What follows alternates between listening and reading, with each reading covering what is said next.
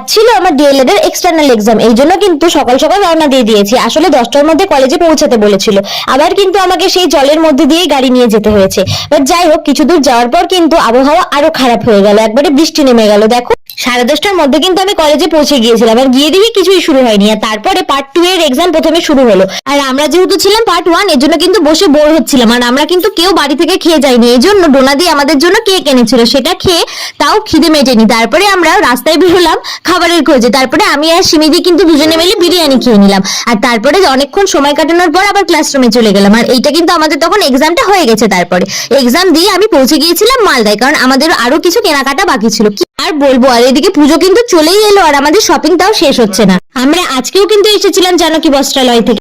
দুর্গাপুজোয় কি কি শপিং করলাম জানি না তোমাদের সাথে শেয়ার করতে পারবো কিনা। এইদিকে কিন্তু আমাদের শপিং প্রায় শেষ, আর তোমাদের দাদা ভাইও আমাদেরকে ততক্ষণে জয়েন করে নিয়েছিল। আর এরপর আমি চলে এলাম রায়গঞ্জে। বাই।